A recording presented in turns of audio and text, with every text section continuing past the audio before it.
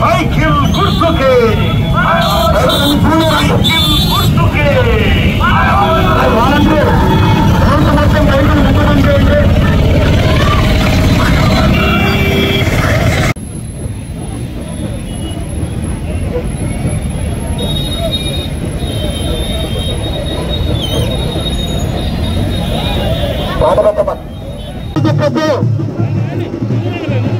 ఎదాలి ముందుకెళ్ళి పోవాలి.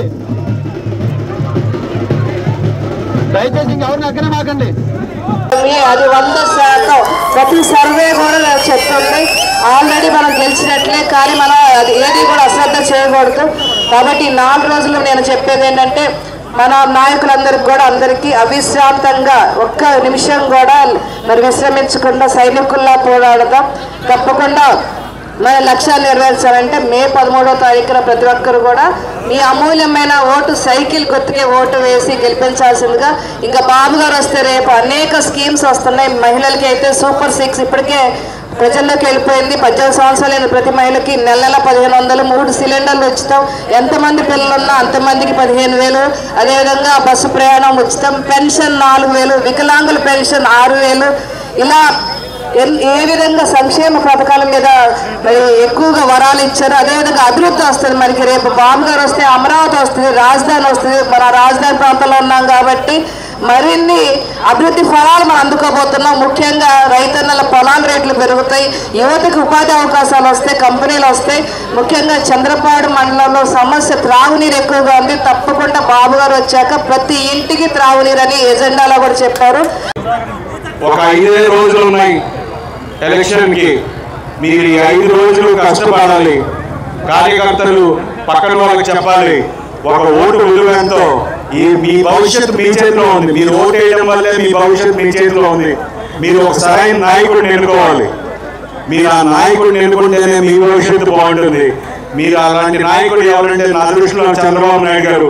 ఎందుకంటే ఆయన చేసిన అభివృద్ధి, ఒక రాజధాని కట్టాలన్నా మీరు హైదరాబాద్లో చూశారు, సైబరాబాద్ అనే నగరాన్ని ఎంత బాగా తీర్చిదిద్దారు. అలాగే అమరావతిలో ఆల్రెడీ కార్యక్రమాలు స్టార్ట్ చేశారు. దురదృష్టవశాత్తు 2019లో ఓడిపోయాం. కానీ వచ్చాక మళ్ళీ ఖచ్చితంగా ఈ రాష్ట్రానికి రాజధాని తీసుకొస్తారు. దానికి మళ్ళీ పూర్వ వైభవం తీసుకొస్తారు. అలాగే మీరు చూశారు మేనిఫెస్టోలో ఎన్నో పథకాలు పెట్టారు, సూపర్ 6 అని. సో ఇవన్నీ ఒక పేదవాళ్ళకి అండగా నిలిచే కార్యక్రమానికి చంద్రబాబు నాయుడు గారు శ్రీకారం చుట్టారు. సో మీరు అందరూ ఈసారి తప్పకుండా మొదటిగా అయితే మీరు వెళ్ళి ఓటేయాలి.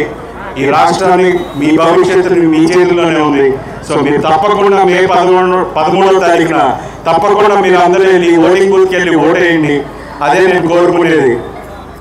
అండ్ పవన్ కళ్యాణ్ గారి సినిమాలో ఎలా ఉంటుంది, లాస్ట్ పంచ్ మంది అయితే ఆ కిక్కే వేరప్ప అని. మనం కొట్టాల్సింది లాస్ట్ పంచ్ బ్యాలెట్ మీద. కొడితే ఫ్యాన్ రెక్కలు తెగిపడిపోవాలి. సో 13వ తారీఖున ఎమ్మెల్యే అభ్యర్థిగా సౌమ్య గారికి వేసి, అలాగే ఎంపీ అభ్యర్థిగా కేశినేని చిన్ని గారికి వేయాలని మనస్ఫూర్తిగా కోరుకుంటున్నాను.